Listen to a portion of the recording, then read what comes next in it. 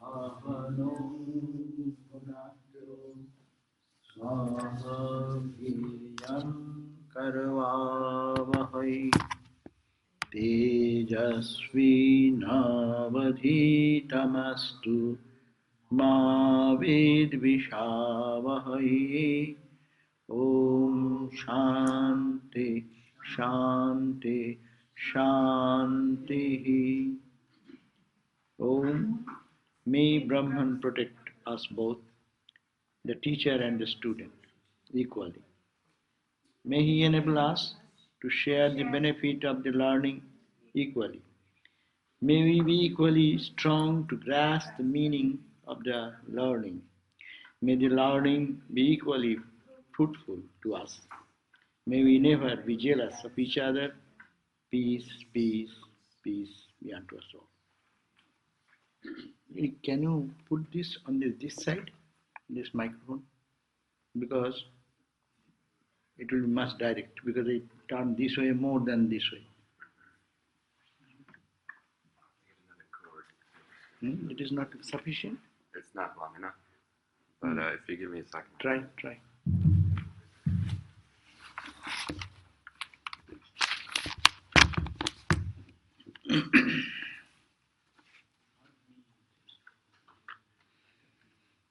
But who is talking?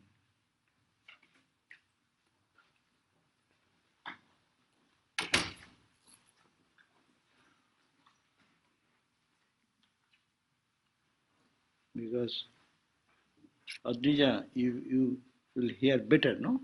If the microphone is. I do like that. I face like this and then it goes out.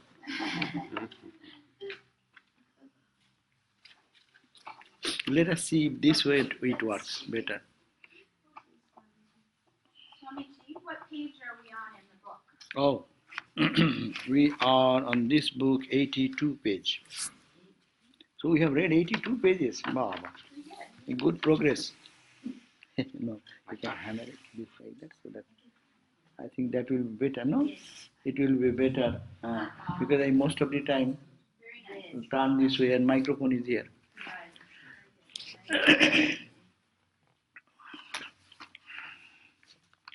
Okay, so we are on the wonderful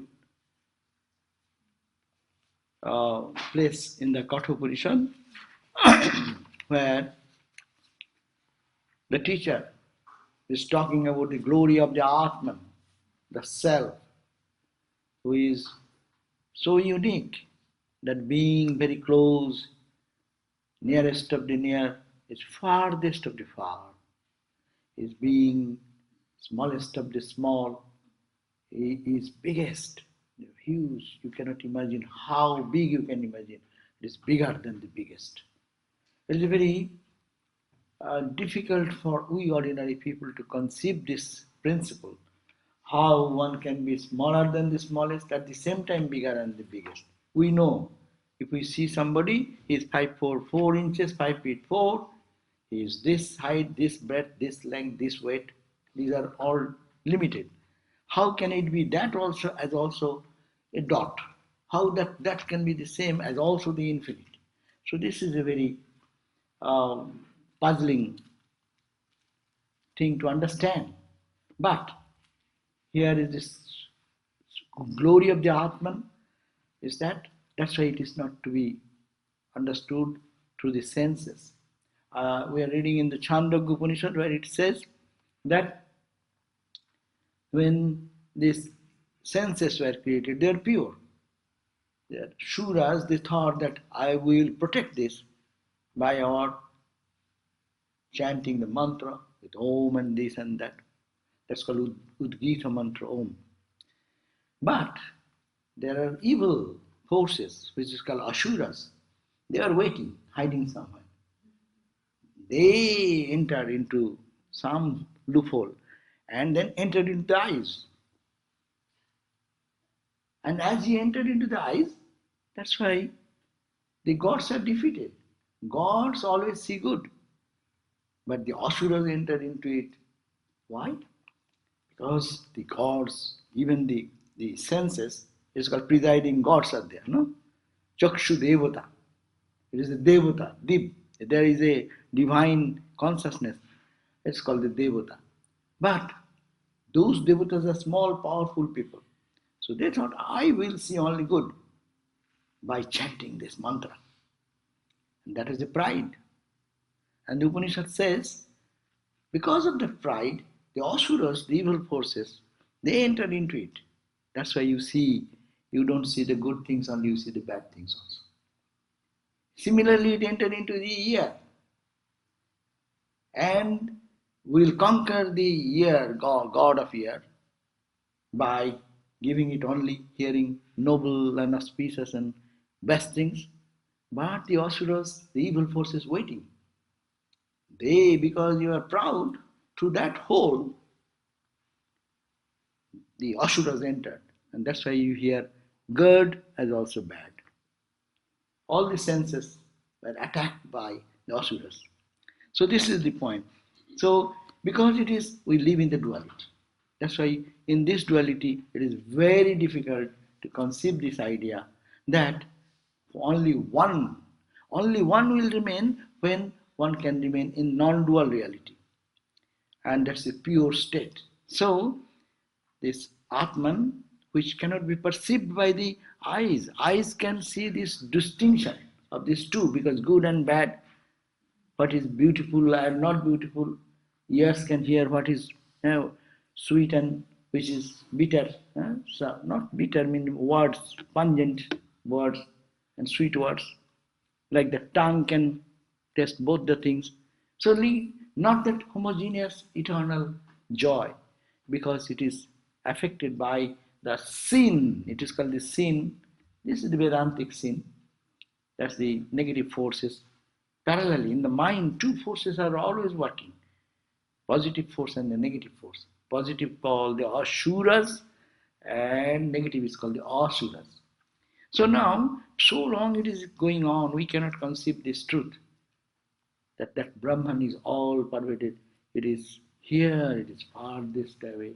How it can be sleeping and sitting here and running everywhere.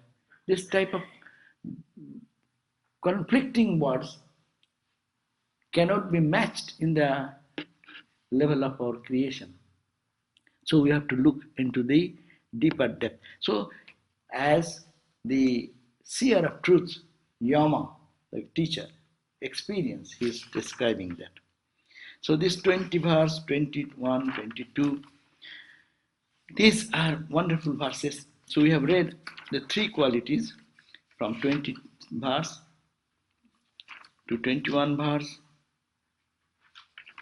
and now we'll be reading today on 22nd. Of course, this today also giving another idea. What is saying?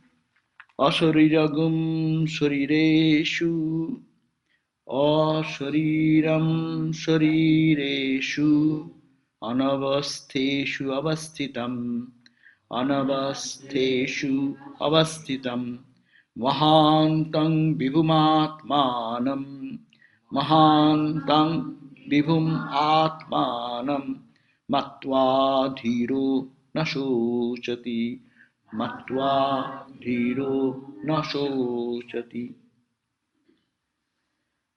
I think everyone should have a book. What is the problem? We are not having book. Or if anyone wants, you come in odd time, probably the bookstore is closed, we can help. So please make it a point that you have a book in your hand, it will help you very much. Because the verse is the ancient verse of the Upanishad, so powerful.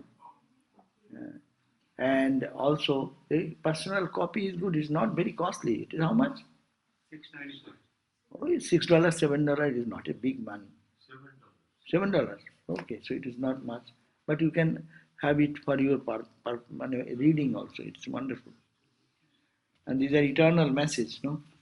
So it says that asariragum sarireshu.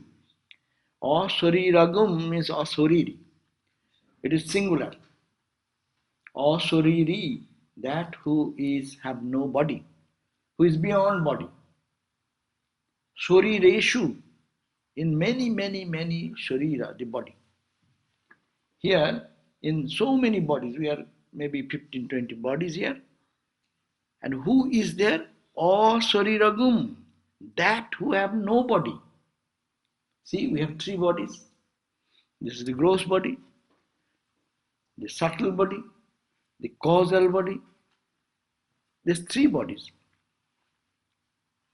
But in this, all the three bodies, one person is sitting over there who have no body, who is beyond the body. Beautiful idea, no? We have three bodies. What are the three bodies? Now is this physical body, in which body I am talking to you, seeing you, with flesh and bone and these eyes, ears, etc. When you go to dream, you have a dream body. And in the dream body, you don't see this, but you see that.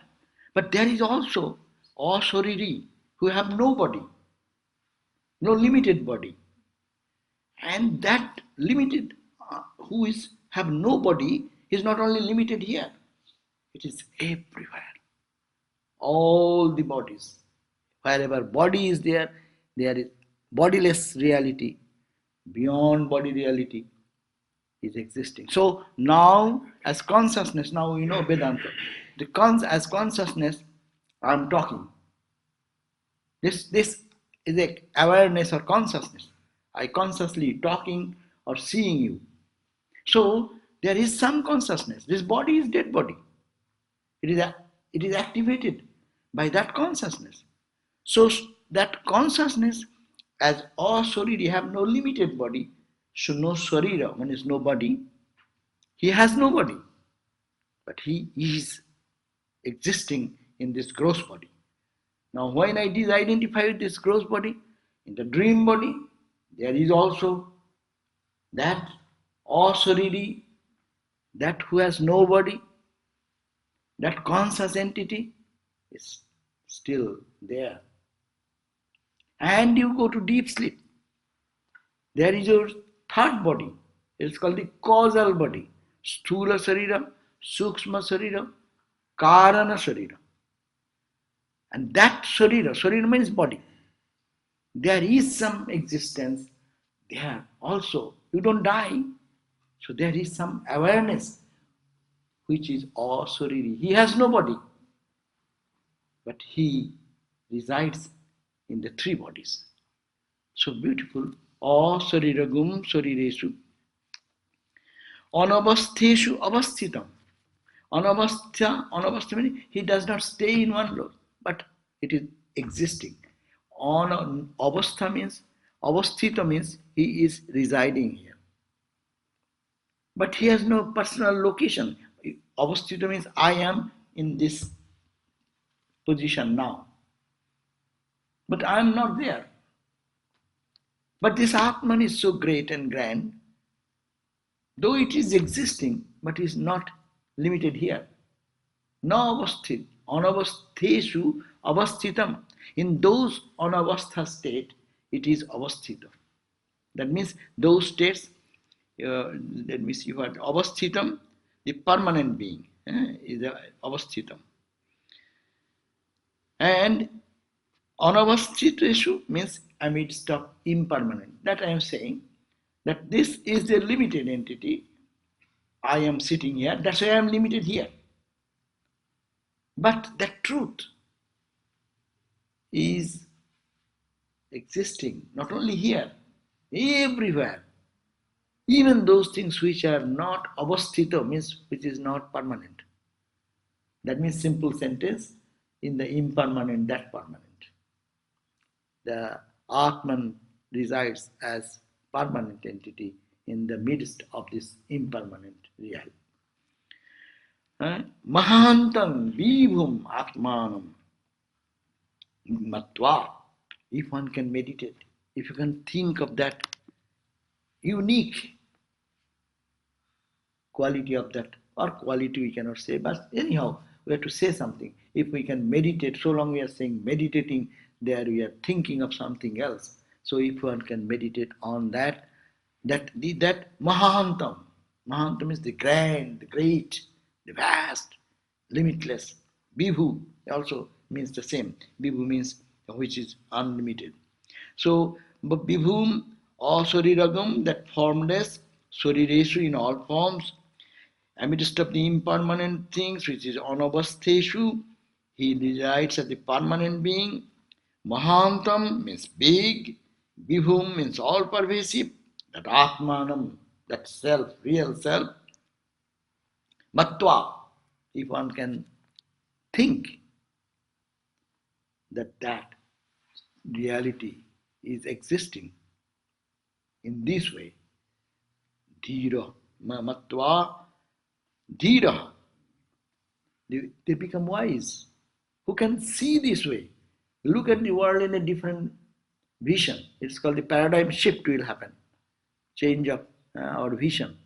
We see the world as changing, but here the scripture is suggesting, see in this changing anavasthesu, which is now permanent state, it is changing. That avastha, that unchanging reality, to see that asariragam in the sarira form, which is the body, is beyond body, and mahantam, that which is vast, large, limitless. If you can meditate, then you become a wise person. Mahantam vibhumatmanam matva. Matva means meditate. Vedanta meditation is called this. This is called Vedanta meditation. Everyone should try this because we are reading this book. Sometimes every day, if we take one verse of this Upanishad and just think, then really our identity crisis will go away. This is the identity crisis in which we live, what I am. Well, these are all true in the relative sense, it is now. But that is my real identity. And that is unchanging. This identity changes. And it will change. And the three bodies will change. And everything will change. But that identity, which is eternal, and then you become a wise person, matva dhiro no shochati. There is nothing to lament, nothing to feel that you are losing anything. There is no losing, there is no gain, there is nothing to achieve. That is a state of, wonderful state of perfection. What a beautiful idea, no? So if we can meditate that, then it is, you become wise. So present in all forms, yet itself being formless. And I was saying is that literally if you go sharira means the body. Right? And this body is changing all the time, but consciousness is not changing. See that way. And this sharira is many, but the consciousness is the one. And the only permanent entity amidst of the impermanent things, whatever we see in the world, what is that? Everything is subject to change and transformation, transform. But there is that great all-pervasive, is this self which permeates everywhere, thinking of himself as this self, that I am this.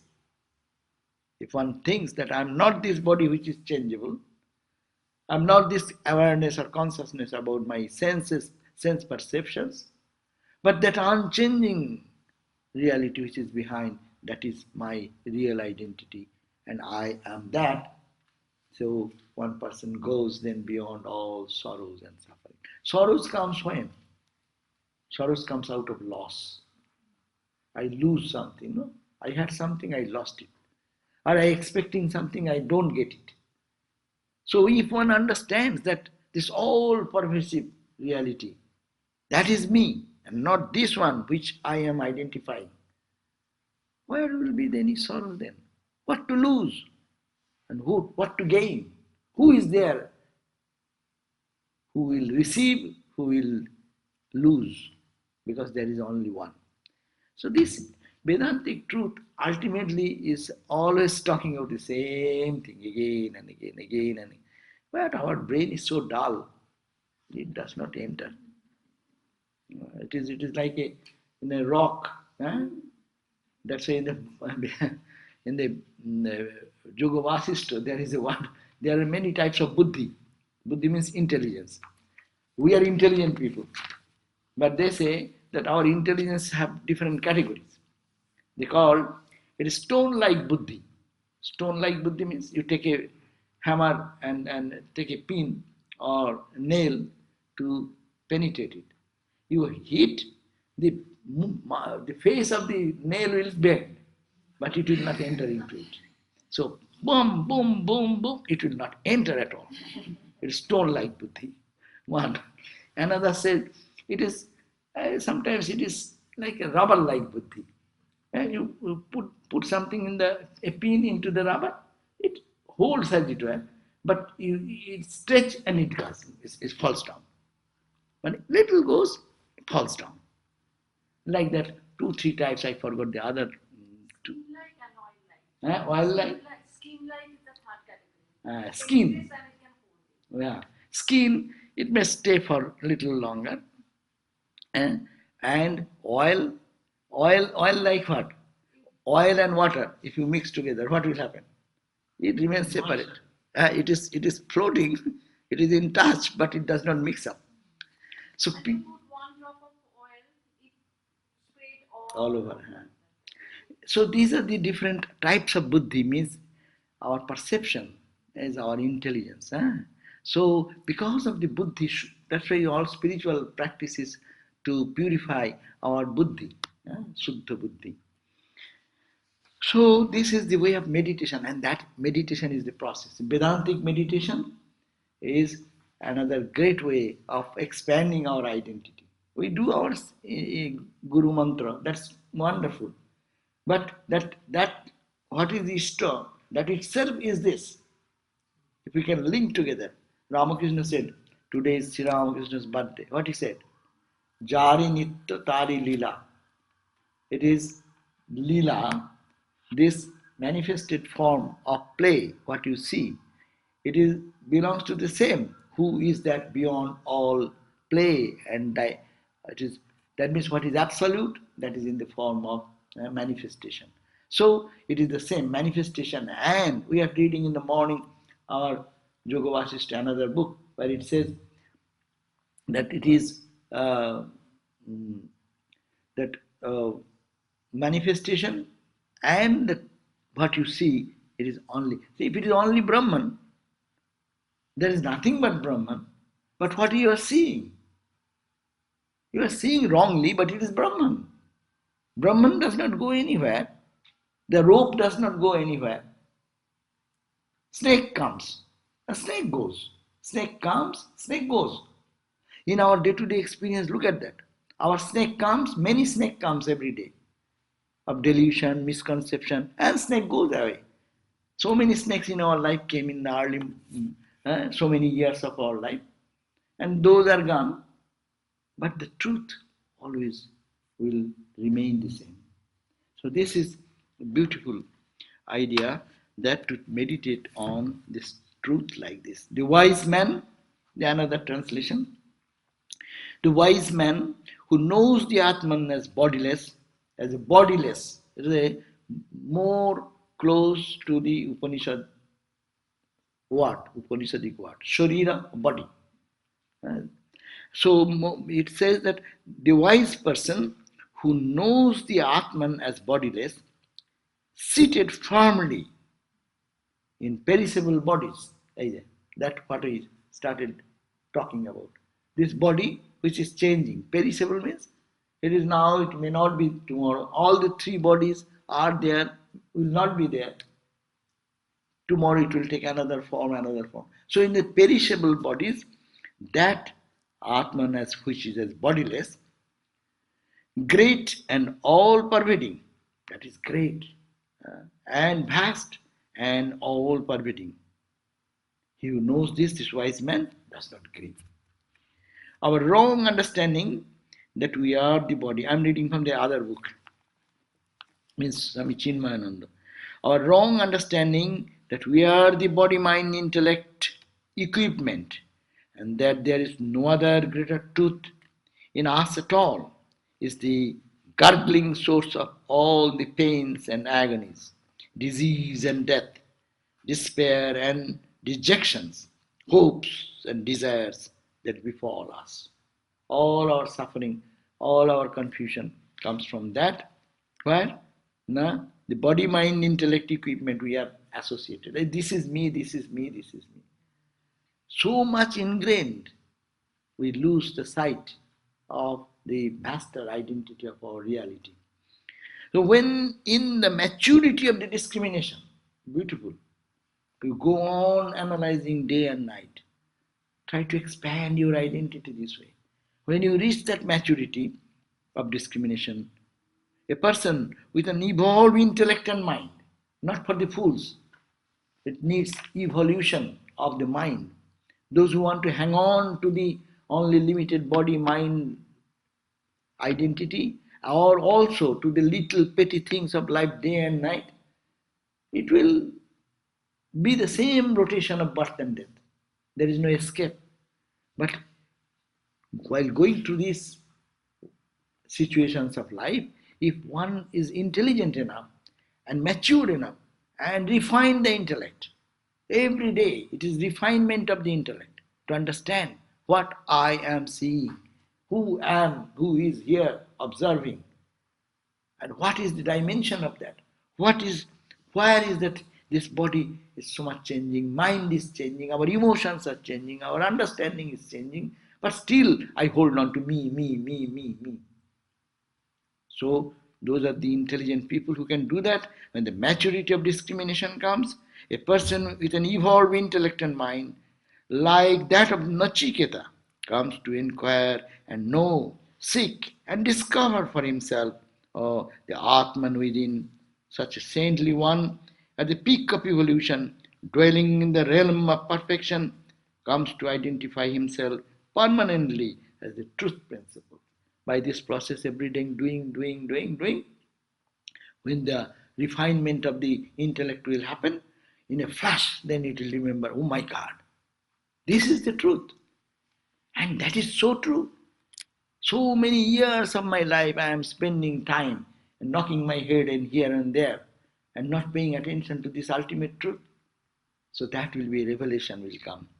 And thereafter, naturally, he shall know no pain or limitation. This idea is the idea is explained here in this mantra. Is okay? Any question on this?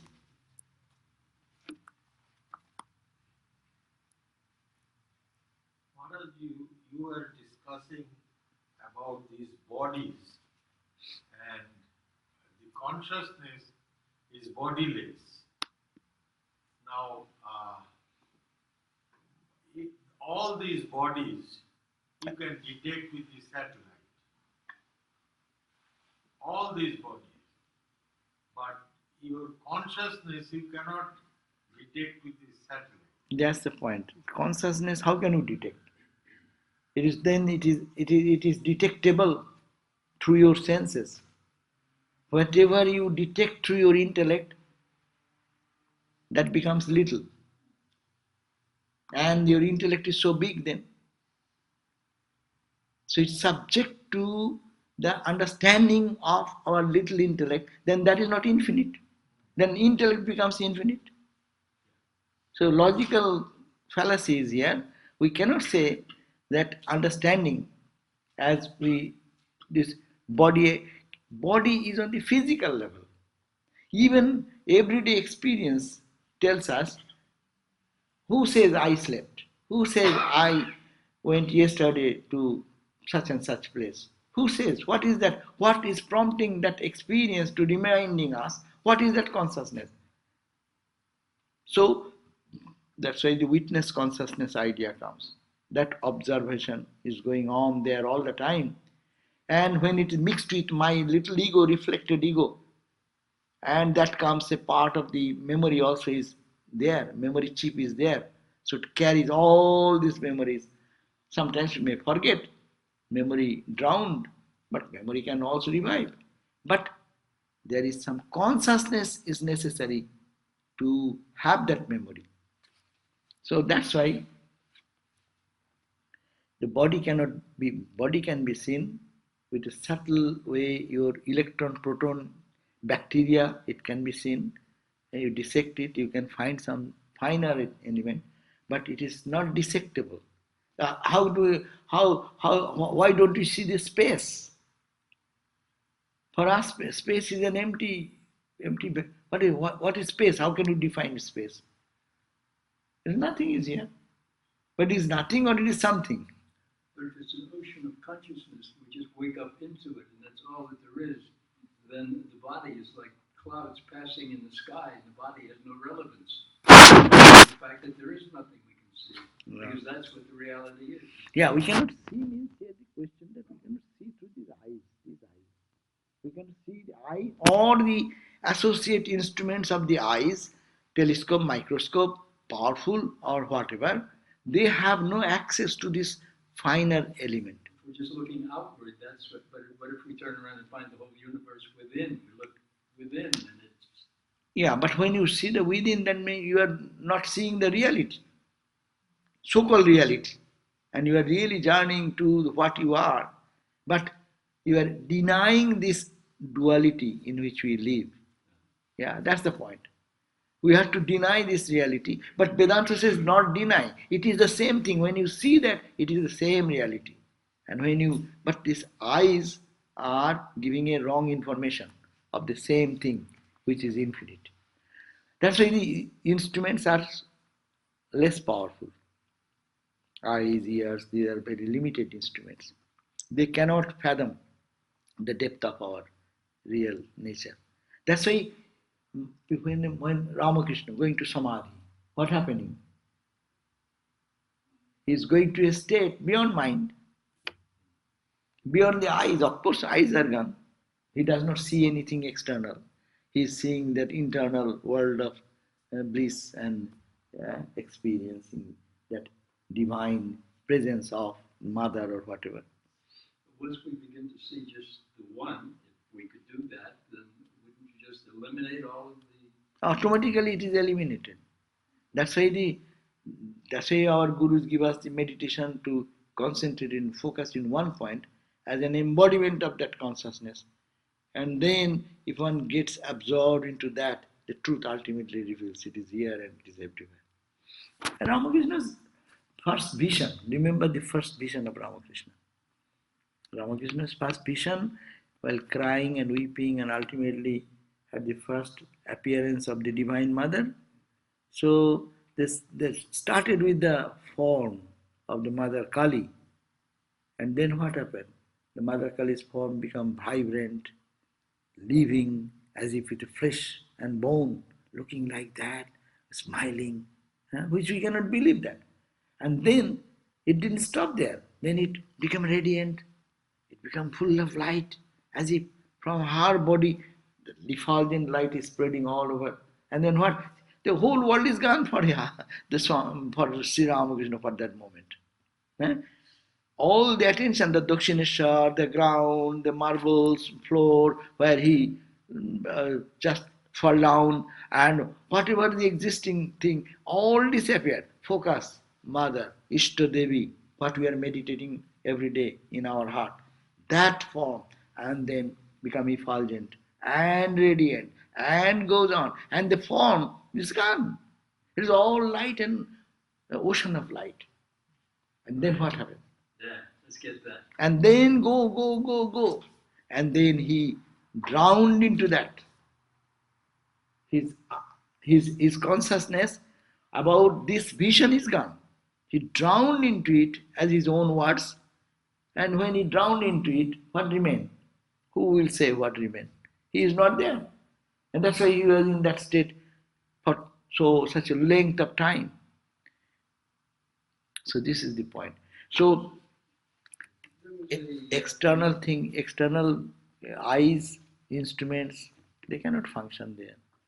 In 1984, it was said here in the pulpit that the Christians have a world of praying to Mother, oh, help me do this for me and that. We all do it, I guess. But it said that's not the Vedanta way. The Vedanta sees a mirror. We're throwing out projections. We are one with this whole thing. We're creating this thing. And it's that sense of the mirror Yeah. that is of interest. That's good. At least we have to go from one step to the other step. It helps us to write. Just No, let's just start at the top. if you want to start in the top, you may not be fit for that. We are not fit to be a PhD student at the beginning. Let us go enter into the school and go through some schooling and then get a grade from the teacher and grade 2 to 3, 4, 5, 6, 7, 8, 9, 10. Go on, and mature. So maturity will come. Okay, now, next verse. But this truth, what he's talking about, don't think it will be achievable by anyone and everyone. Nayamatma pravachanena labhyo. Nayam atma pravachanena labhyo. Name dhayana bahuna shrutena. Name dhayana bahuna shrutena. Yami vaisha brinute. Yami vaisha brinute. Tena labhya. Nalabhya tasyaishva atma bibrinute tanum swam bibrinute tanum swam. But this Atma, the glory of this Atma, this vast, this infinite, all-pervading reality, which does not change with the change of the body, which being the reality is everywhere, is great, vast, and all-pervading.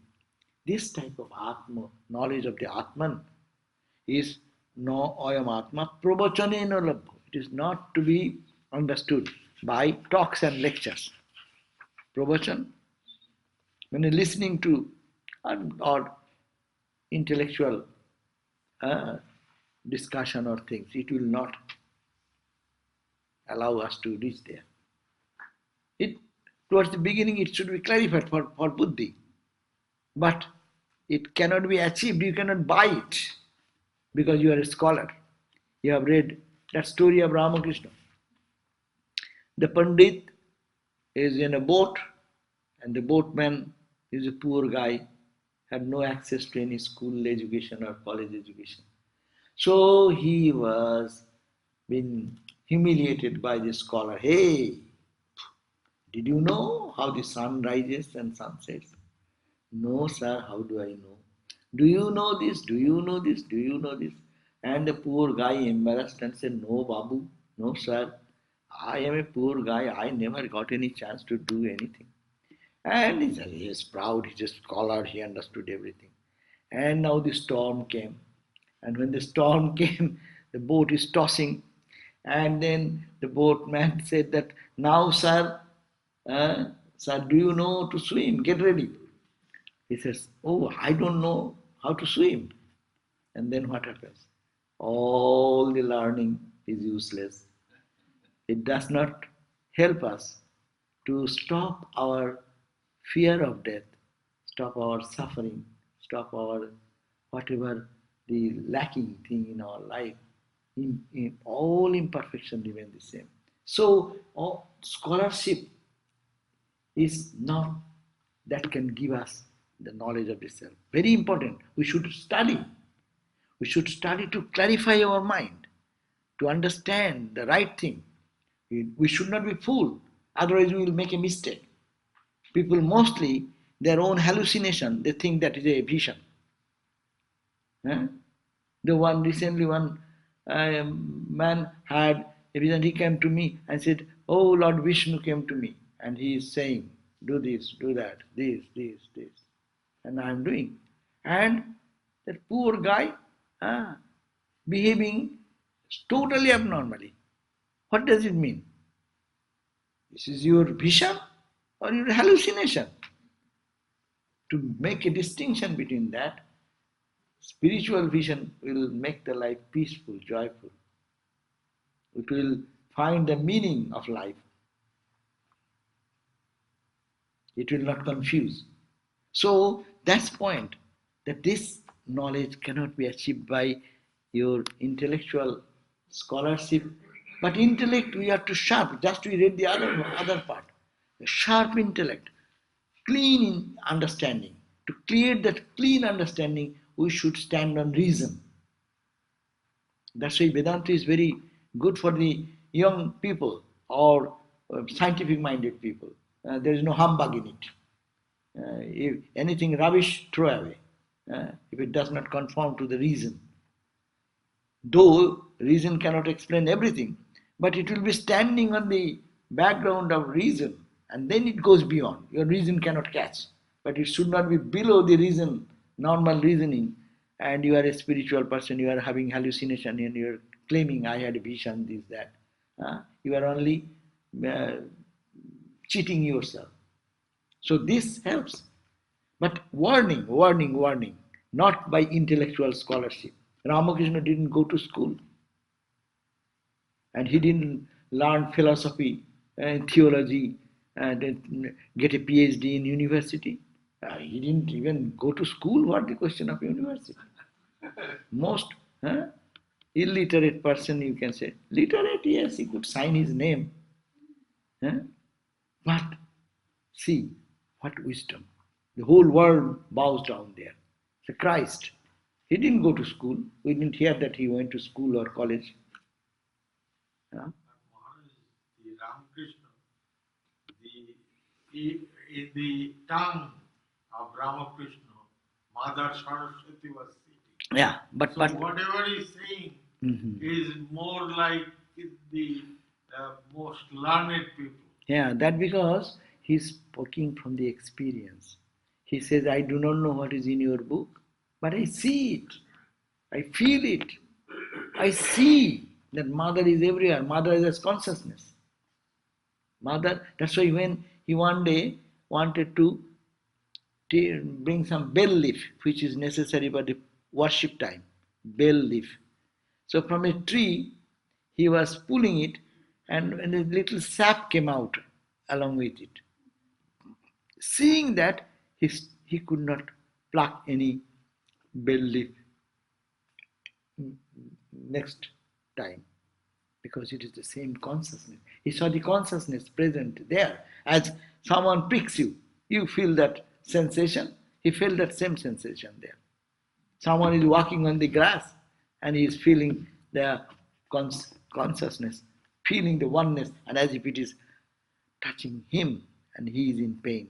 So this is called the all-pervasive consciousness, identification in that level. So Maharaj, then if somebody become learned about all the literature, all the shastras and things like that, then how he will get understanding of the consciousness of Yeah, Brahma? he will understand why, how, he will know all these things, and ultimately when troubles come, then he will be like Hajra. Hajra Mahasaya was seated at the door of Ramakrishna, and he is a high Vedanta. But his behavior will be different. Then he will understand what I did whole life.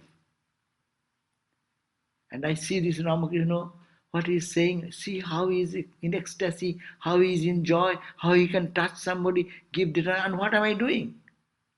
That consciousness will prick, and then you will turn. There is no blockage for permanent blockage, but it is just wasting some time, only in scholarship.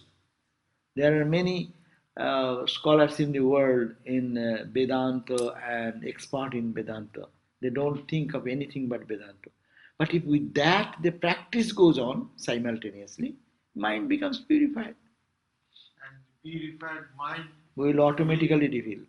will be automatically, or No. we need Sharanagati or Yeah, that I am reading this verse. This verse is for that. So it is not by pravachan, by scholarly speaking, no medhaya. You are a very intelligent person, very intelligent, sharp. Not by that. No bahuna shrutena. You have read many Upanishads or you have listened to many spiritual talks, but Yameva Isha Brinute Tena Lab. It is two ways this verse is explained. Yam Eva Isha Brinute. Yam means whom. Esha means Atma. Atma is personified here, as it were. Atma embraces someone, accepts someone. Tenolam. By that grace, you attain him. And tassaisha Atma vibrinute. There, in that person, that Atman manifests his own grand glory. That means it needs God's grace, or it simply you needs the grace of Atman. You are so sincere practicing, and the grace of the Atman, we call grace of mother. You are using language mother, Ma Kali.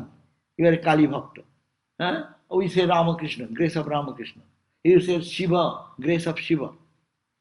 But it is say the grace of Atman. How can the grace of Atman? Atman is infinite, how its grace will come? Means it is actually there is certain force to remove the last trace of ignorance. That is the Atma. But that is Atma whom he loves or accepts in his or her heart, this truth will reveal.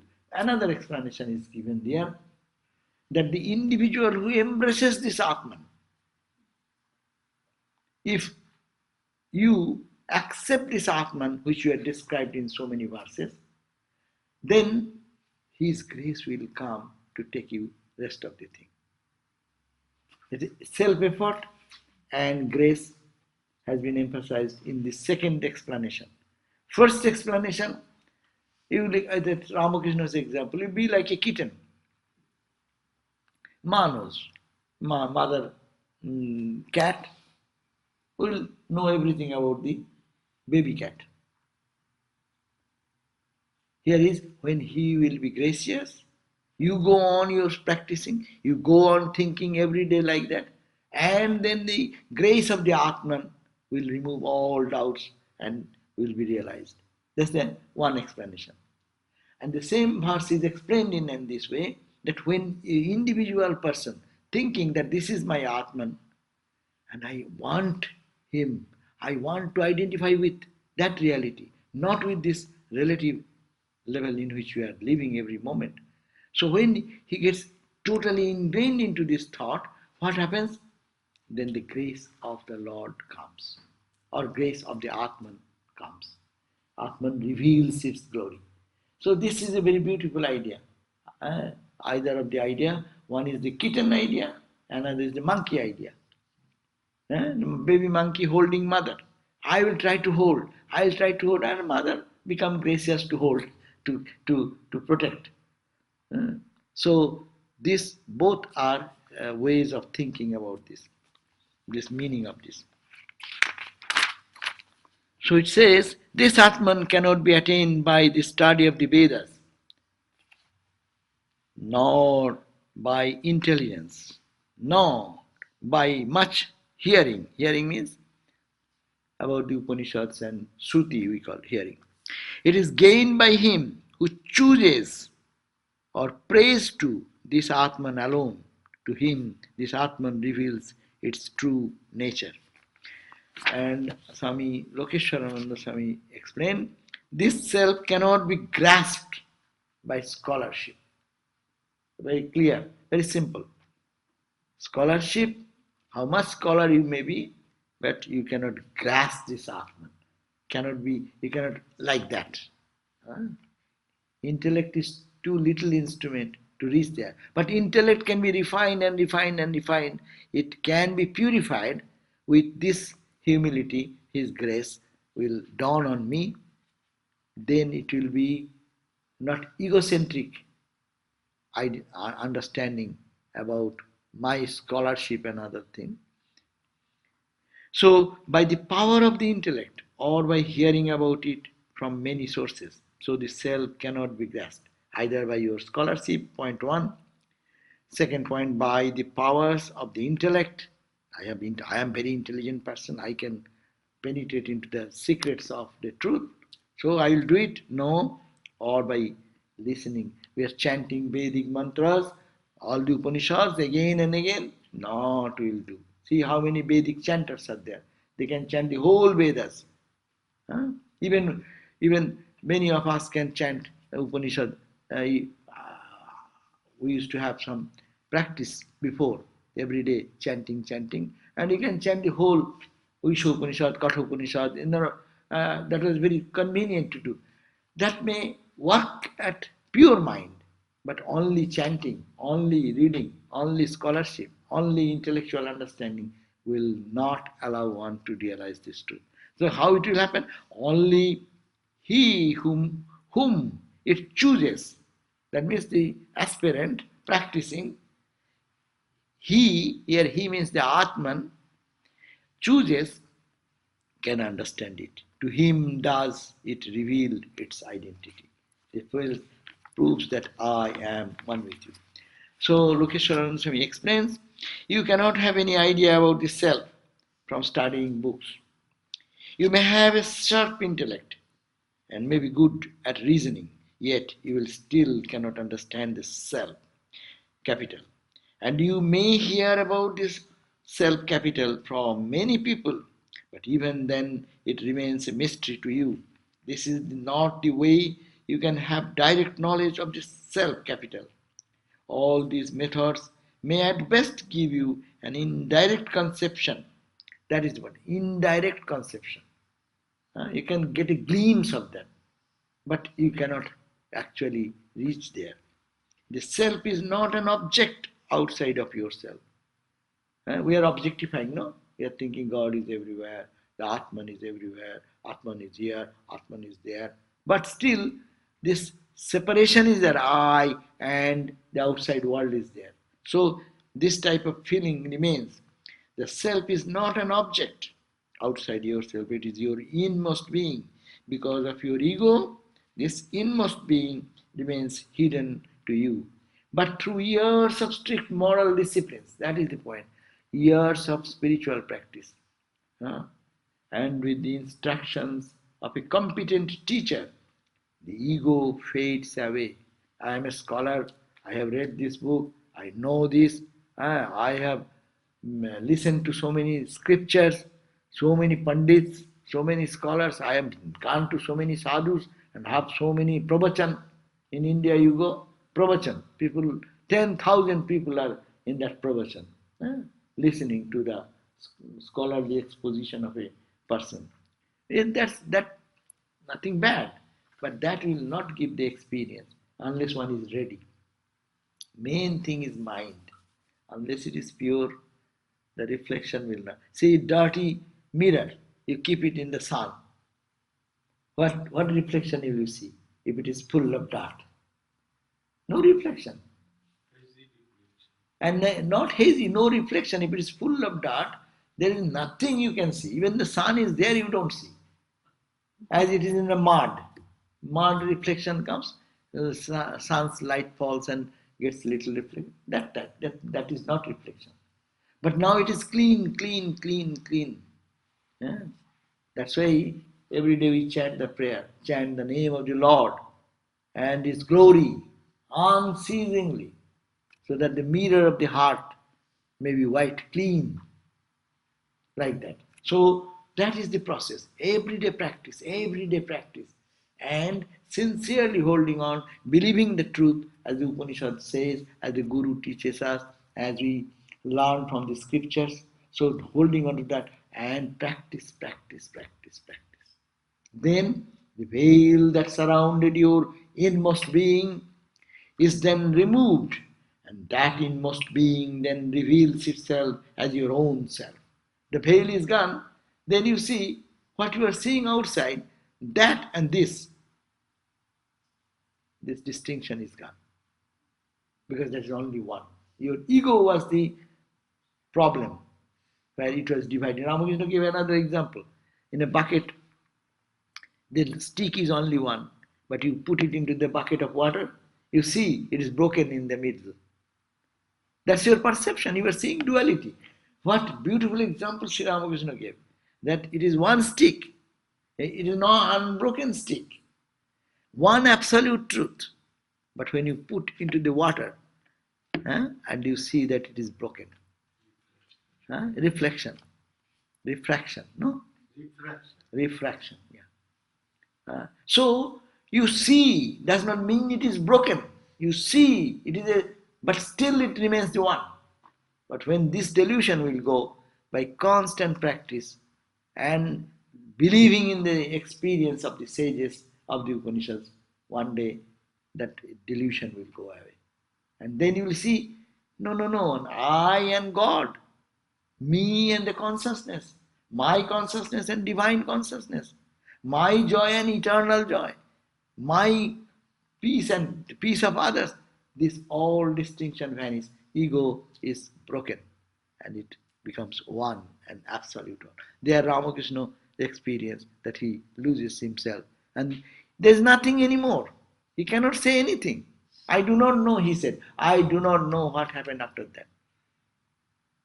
That day and the next day, he was totally gone from the world of duality and the world of vision. Even vision is gone. He didn't say, I saw during those 24 hours like this. No, everything is gone. The infinite ocean of light, what he was first started seeing, and he plunged into it, but he said, I drowned into that. Beautiful Thakur's words are because it is coming from the experience, direct experience. So how that can be achieved? By studying or hearing and this. So it is not. So years of strict moral disciplines and with the instructions of the competent teacher, the ego fades away, the veil that surrounded your inmost being is then removed, and that inmost being then reveals itself as your own self capital. Not only that, it reveals itself as the self of all. It is not myself only, it is the self of all. And you feel that you are one with everything and every being. That is the absolute oneness comes. Holy Mother said, Nolini, Mother, what are you doing? You are touching the eaten food plates of 36 castes, different castes. Holy Mother said, where is the so many? Where is the caste? Where is this 36 caste? It's all one. Mother is to live in this absolute oneness, day and night. That's very unusual. Such a spiritual power, when the world has never seen it. Ramakrishna used to go into Samadhi, and that time he could not function. Gone. But see the power of Holy Mother. She's living in that consciousness with eyes open and cooking, cleaning and talking. That's why she's called Mahashakti, great Shakti. This experience comes to you as if someone were doing you a favor. Of course, no one is doing you any favor. The self was always within you, but now it has revealed itself to you. You see it now in its true grandeur. This revelation takes a place automatically. It comes in flash. And that flash, as it comes, we say God's grace. At the point of experience, people say, oh, I didn't do anything.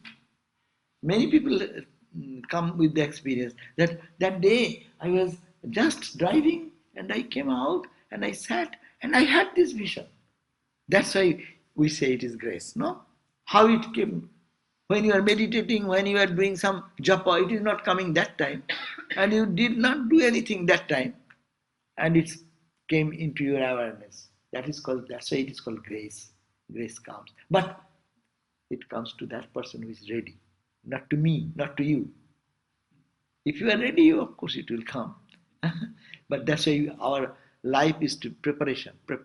Our whole life is preparation. How we can do that? So much time. Oh, it's over. Time's up.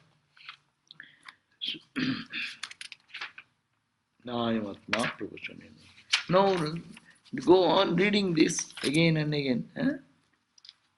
It is only now subjective activity to how to improve on that, improvise on our everyday. Now, next verse we'll read. But this truth will not come. Who is full of misconduct, who is not stopped his activities of outside world. Duscharita. Duscharita means charitrahin. That means who has no character.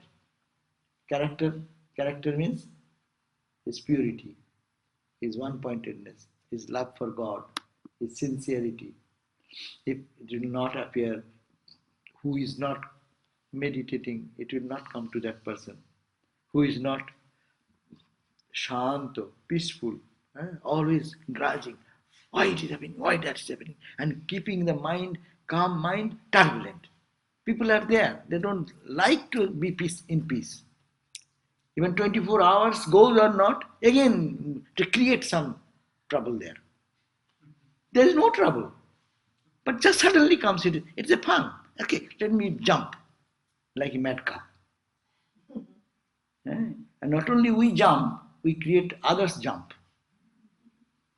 It's a contagious thing, no? As I say, when you see a smiling face, you smile. When you see a grumpy face, you also become grumpy. That's not. So it is contagious. So thinking should be such organized that you should not make the peaceful mind again turbulent. And again turbulent. Make the opposite way. That's why next verse is saying it is not happening to that person. How much you do, it is not happening to you unless you follow. Stop this nonsense. We have the three gunas. We begin in the kind of density and ignorance and lethargy, it's tamasic. And then we get very excited and spend 50 years or something jumping up and down and singing and dancing and whatnot. And now you're saying it lifts into a more sattvic level of quietude and reverence and whatnot. We have to get there. We begin down in that low darkness and rise into that. Yeah. It's through the gunas. Yeah, but these gunas, we have to go beyond the gunas. That's the point. Tamasika guna, we don't like it. Rajasika guna, we don't like. Sattvika guna, we like first, but we don't like that. We go on to beyond. That then other you will be in the level of the gunas. Even it is good. But what we are talking about, we are in the talking about Rajasa. It is coming to be peaceful. You are becoming Rajas is going to be Sattvika. And then you put something to disturb you. You jump like a monkey. And make others also jump like you. And make another person a monkey. People don't understand why they do it. But this is the way, and we think someone is a fool who will think that doing this, I will attain Brahma Jnana. No, it is no such. Upanishad, this next verse is specifically saying not. Na avirata duscharitat. And na ashanta manasavapo, whose mind is restless, making unnecessarily restless. Where peace is there, where nothing is there, but create disturbance. It's fun to create some disturbance. Anyhow, that's why grace of God is necessary. That's why another said, Vaishnava literature says, beautiful, that Guru Krishna Vaishnava, Vaishnaver tiner daya holo. The grace, daya, compassion, has dawned from Guru, spiritual teacher, Krishna, the Lord himself. He was gracious to bring the mind in that spiritual atmosphere, or brought in our life our teachers, Guru, Krishna, and Vaishnava, even good spiritual friends. God has made us associate, put us in this region. Suppose you come over here. We are bad people, good people, whatever. But where will you get such a companion, tell me, in the world? We are not thinking of anyone's harming anyone. We are not thinking to kill somebody. What we talk, we may not be perfect. We are not perfect. But where will you get such association? Is it not God's place? There is a place you can come and sit. You are not doing anything. You are not to pay $20, $100, $50 for eating and doing and nothing. You come out of your own bounty. What you do. But the point is that is it not God's place that you are getting a holy association? Guru has graced Krishna, the Lord. Blessing, this is the blessing. And Lord is blessing all the time. And Vaishnava, the good friends who are spiritual co-journey, we are making a co-journey, who have the same goal of life, to get out of the bondage of life. This teener daya holo, what this grace of these three has done in our life. But aker daya bine, but without the grace of one. Here, jeev chare khare galo. There's this individual personality, the sadhaka is destroyed and shattered to, and trust to like shredded to nothing. What is that? Ak. Ak means here your own mind. Your mind. You got everyone's grace. Guru grace, holy people are there. You are talking about God. You get the opportunity. It's rare thing in the world. You go day and night, people are talking about these all mundane things, which you cannot. You have to talk a little bit in the world, that is true. But who is talking about God? Who is talking about creating the environment to uplift our mind? All graces come, but my mind is treacherous. And I trust my mind too much. When he's taking me in a wrong direction, and I think my support, my mind is right. But we don't expose to the grace of God. So it is a very serious point that all the grace of God, Guru and holy people and our devotees who is there, or spiritual friends are there, but your own mind is not helpful to you, and that is the dangerous enemy. So be careful about your own mind. Okay? Yes? Tell quickly. Well, your mind has to be there before you associate with all these things. Should we? But look at that. We come over here and how we poke into each other's affair and then create our peaceful life, a clumsy life, and we get disturbed and disillusioned. So that is the mind. Cast that mind there. Hey, you are giving up such grace. So much grace is here, and you are poking your mind into the wrong direction. Stop nonsense. Tell your mind. This is the opportunity to cast the mind. Nothing happens because of this. We don't cast the mind, and I trust my mind, my understanding is too big and too pure and too innocent, and I am the purest person in the world. All are going to ruin, and all is nonsense here. So very serious. We are all blessed. Guru, Krishna, Vaishnava. This is a beautiful statement. It is called the Vaishnava. Sadhakas, they follow this. They pay attention to their own mind because all the grace, bundle of grace, you got tons of assistance. But one place you are leaking. You are not watchful what your mind is doing. So surrender to God, pray to God so that this leak stops. And check. Whenever that type of tendency comes, check. Rather digress it into God consciousness. Okay, let us chant. Om Shahana Bhavatu Sahano Bhunaktu Saha Viryam Karvavahai Tejasvi Navadhitamastu Ma Vidvisha Mahai.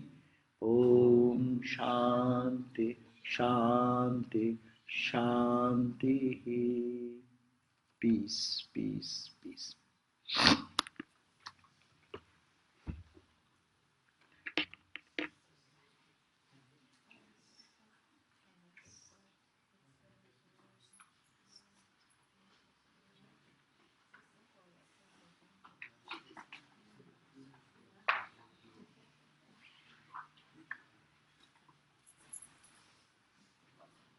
you hear better?